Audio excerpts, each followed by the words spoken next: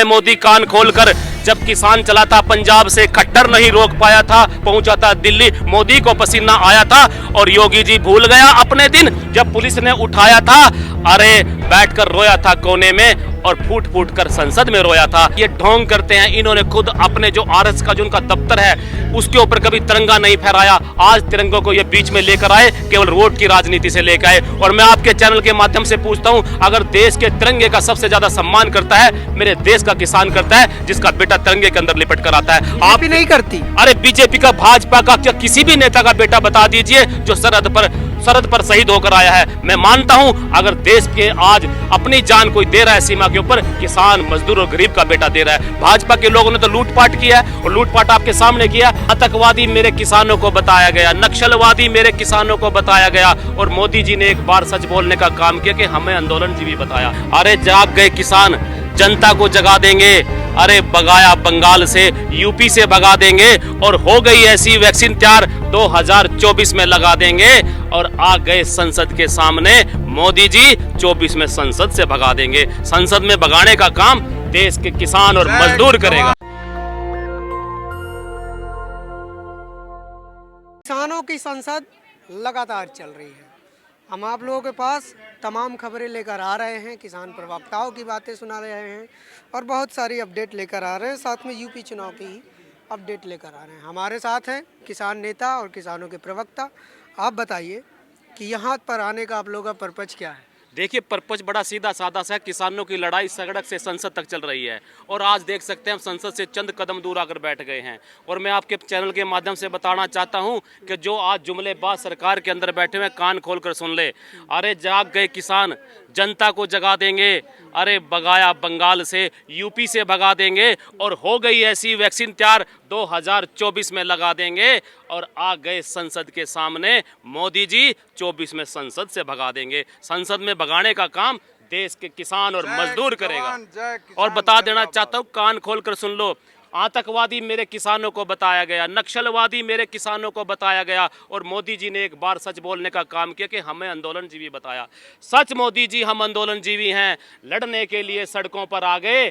अरे तुम थे दंगा जीवी, निकले चंदा जीवी, राम जी का चंदा खा गए। ये जो राम को भी नहीं बख्शते, किसानों को कहाँ बख्शेंगे? राम जी का चंदा कहाँ खा गए? अरे राम जी के चंदे का घोटाला हुआ है, कई करोड़ का रुपए का, आपने देखा और हमने टीवी में सुना। घोटाला हुआ है? अरे बीजेपी तो खुद एक घोटालेबाज पार्टी, आप जिसको भारतीय जनता पार्टी बोलते हैं, भारत जलाओ पार्टी है, भाईचारा जलाओ पार्टी है। देश को तोड़ दिया, किसानों को तोड़ दिया, जनता को तोड़ दिया और मजदूरों को तोड़ दिया। और आप देख सकते हैं, राम मंदिर तो बना दिया। अरे राम मंदिर तो सुप्रीम कोर्ट ने बनाया, ये तो बनाना भी नहीं चाहते थे, ये बनाना भी नहीं चाहते थे, क्योंकि राम मंदिर बनने के बाद मुद्दा वोट का खत्म हो गया। अब ये तिरंगा यात्रा चला रहे हैं। मेरे हरियाणा के अंदर डिक्लेयर किया कि तिरंगा यात्रा चलाएंगे। अरे ये तो पंगेबाज लोग हैं, और मोदी जी और इनके जो जुमलेबाज। तिरंगा यात्रा निकालने में क्या खराबी? अगर बीजेपी तिरंगा यात्रा निकालना चाहती है, सबसे ज्यादा किसान करता है, ये ढोंग करते हैं। इन्होंने खुद अपने जो आरएस का जो उनका दफ्तर है उसके ऊपर कभी तिरंगा नहीं फहराया, आज तिरंगों को ये बीच में लेकर आए, केवल वोट की राजनीति से लेकर आए। और मैं आपके चैनल के माध्यम से पूछता हूं, अगर देश के तिरंगे का सबसे ज्यादा सम्मान करता है मेरे देश का किसान करता है, जिसका बेटा तिरंगे के अंदर लिपट कर आता है। आप नहीं करती? अरे बीजेपी का, भाजपा का, क्या किसी भी नेता का बेटा बता दीजिए जो सरहद पर शहीद होकर आया है। मैं मानता हूं अगर देश के आज अपनी जान कोई दे रहा है सीमा के ऊपर, किसान, मजदूर और गरीब का बेटा दे रहा है। भाजपा के लोगों ने तो लूटपाट किया है, और लूटपाट आपके सामने किया। आज हमारी संसद में मुद्दा चल रहा है कि पोल्यूशन कैसे दूर होगा। मैं मानता हूं पोल्यूशन के लिए आरोप भी मेरे किसानों पर लगा रहे हैं, और असली पोल्यूशन तो मोदी जी के, भाजपा की बदजुबानी फैलाने का काम कर रही है। मेरे देश के अंदर सबसे ज्यादा पोल्यूशन तो। बात सुनिए, आप कह रहे हैं कि बीजेपी तिरंगे का सम्मान नहीं करती, और जबकि बीजेपी ये कहती है कि वही एक ऐसी भारत की पार्टी है जो राष्ट्रभक्त, बाकी सब राष्ट्रद्रोही पार्टियां हैं। ऐसा है, भाजपा के लोग तो ढोंग रखते हैं। और जब ये 2014 में आए थे, जब भी कोई इनके खिलाफ भूख की बात करेगा, रोजगार की बात करेगा, देश की बात करेगा, ये उसको गद्दार बोलने का काम करते हैं। और ये तो बड़ा साबित करते हैं कि इनसे बड़ा देशभक्त कोई नहीं है। मैं तो पूछना चाहता हूँ, अगर इतने बड़े देशभक्त थे तो आज मेरे 45 जवानों का पुलवामा में अटैक की रिपोर्ट क्यों दबी हुई है? वो सामने क्यों नहीं है? आप लोग जी, राकेश टिकैत कह रहे हैं लखनऊ को दिल्ली बना देंगे। ऐसा है, लखनऊ को नहीं पूरे देश को दिल्ली बना देंगे हम, क्योंकि देश के किसान की, मैं कई बार बोलता हूं, मेरे देश के अंदर किसानों की अगर आवाज दब गई तो ये आवाज मान लीजिए देश फिर से गुलाम हो जाएगा। और बीजेपी वाले कह रहे हैं लखनऊ एक बार आओ तो सही, यहाँ योगी जी हैं। अरे योगी के ऊपर भी मैं तो उनकी उसकी वो दिखाना चाहता हूं, जब योगी जी को, जब वो बाहर उस सत्ता में नहीं थे, विपक्ष में बैठे हुए थे, अरे सुन ले मोदी कान खोलकर, जब किसान चला था पंजाब से, खट्टर नहीं रोक पाया था, पहुंचा था दिल्ली, मोदी को पसीना आया था, और योगी जी भूल गया अपने दिन जब पुलिस ने उठाया था, अरे बैठकर रोया था कोने में और फूट फूट कर संसद में रोया था। वो दिन भूल गया मोदी जी जब संसद में फूट फूट कर आप रोया करते थे। और आज सत्ता का अहंकार सर पर चढ़कर बोल रहा है मेरे किसानों को आतंकवादी, और बालों से खींच कर ले जाने के आज अपने पोस्टर, अपने जो उस पे भाजपा के उस पे चैनल पर या भाजपा के उस पर आप दिखा रहे हो, ट्विटर पे उन्होंने कहा है कि आप अगर टिकैत आना चाहते हैं लखनऊ तो एक बार ये जरूर याद रखें कि यहाँ योगी है। योगी मतलब ठोको। ऐसा है, योगी को हम उसकी औकात उसी की भाषा में दिखाएंगे जब 2024 तो बाद में आएगा, 2022 का चुनाव आएगा। इनकी जमीन खिसक चुकी है, योगी को पसीना आया हुआ है, ये माफी मांगने के लिए बार बार आगे पीछे किसानों के पीछे घूम रहा है। लेकिन मैं याद रखना, अगर किसान मेरे सड़क पे बैठा रहा और 2022 में इनकी जमानतें जब योगी से डर नहीं लगता? अरे योगी को कौन डरता है, कौन योगी से डरता है?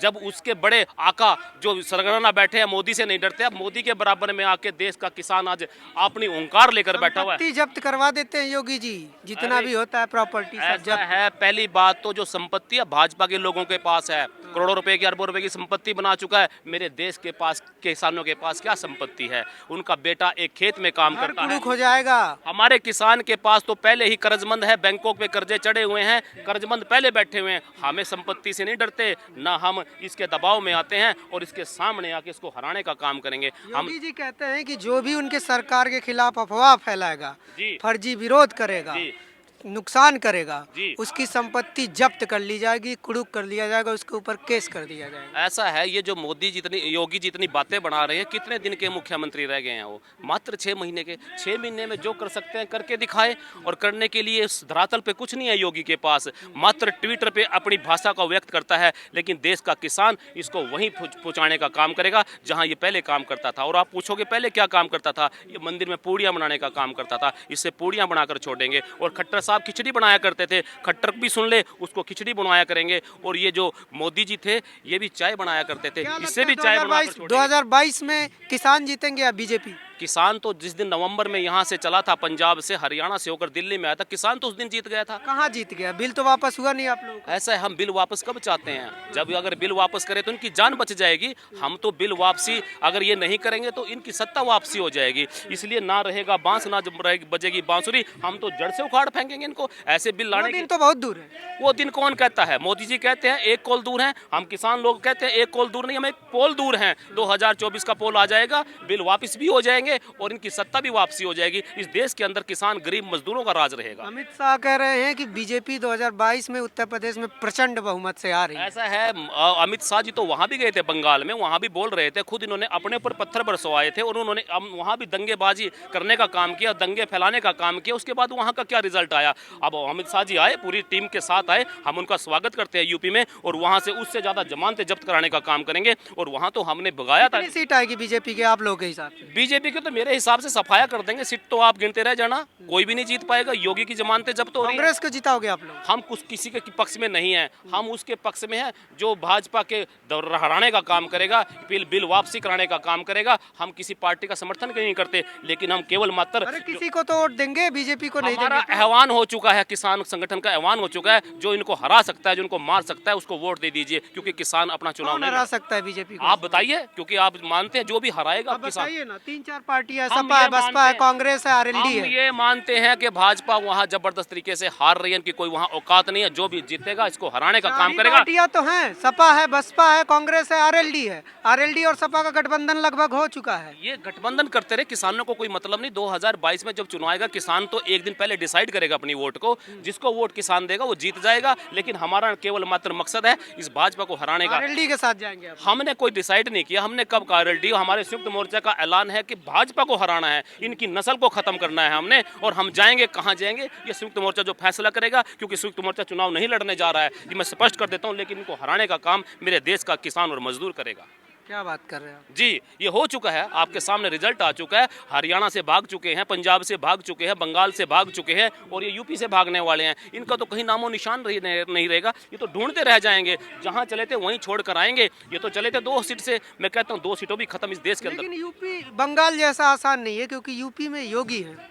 यूपी में जो योगी है, तो आप देख लेना योगी के भी हालात क्या होने वाले हैं। ये वहाँ भी यही कहा करते थे कि यूपी में, बंगाल में तो ममता के अलावा कोई नहीं है, हम वहाँ पे बहुमत में आएंगे। और आपने देखा कि इन्होंने टीवी पे, बड़े बड़े मीडिया पे 2/3 आंकड़े अपने आप को जनता को दिखाने का काम किया, लेकिन रिजल्ट क्या आया? वहाँ से 70 सीटें क्रॉस नहीं कर पाए। और मैं कहता हूँ यहाँ हालात वही होंगे। आज किसानों के परेशान करके ये चुनाव नहीं जीत सकते। और जब ये 2000 पिछले चुनाव में जब यूपी में आए थे, ये देश के अंदर, यूपी के अंदर चुनाव इन्होंने हिंदू मुस्लिम पर लड़ा था, तो हिंदू मुस्लिम के मुद्दों को लेकर चुनाव जीत कराए थे। लेकिन आज देश के अंदर ये जो हिंदू मुस्लिम का फुलाने का काम किया, आज जनता जाग चुकी है। उसके बाद हरियाणा में गए, जाट और नॉन जाट को लड़ाने का काम किया, हरियाणा की जनता जाग चुकी है। और देखना जब बीजेपी कह रही है कि बस जाटों का आंदोलन है, पश्चिम यूपी के जाटों का आंदोलन है और कुछ नहीं है। ऐसा है, यहाँ देख लीजिए कितने जाट आए हुए हैं। मैं भी पेशे से वकील हूँ और जाति से जाट नहीं, लेकिन दूसरी जाति से हूँ। क्या मैं जाट हूँ? तो यह जाट आंदोलन है। हरियाणा, पंजाब में, राजस्थान में, यूपी में क्या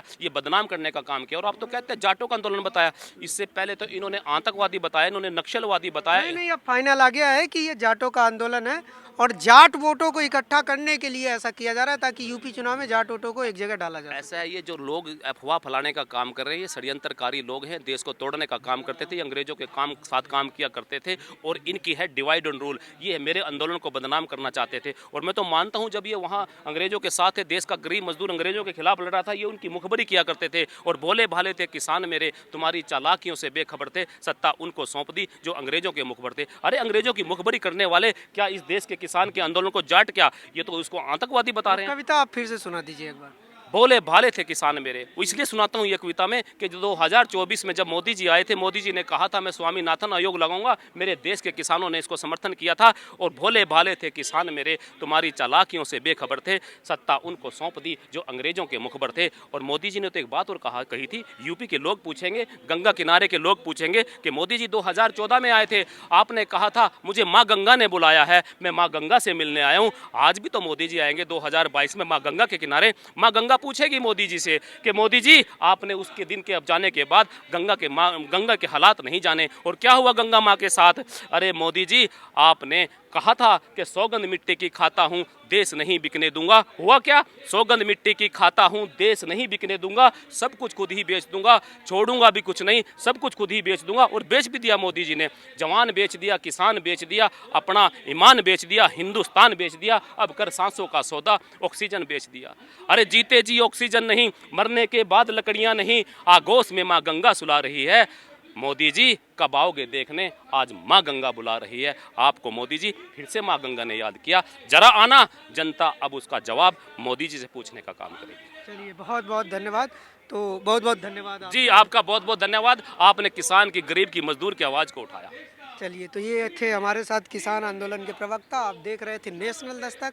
ऐसी और बहुत सारी अपडेट के लिए आप जुड़े रहिए हमारे साथ और देखते रहिए नेशनल दस्तक।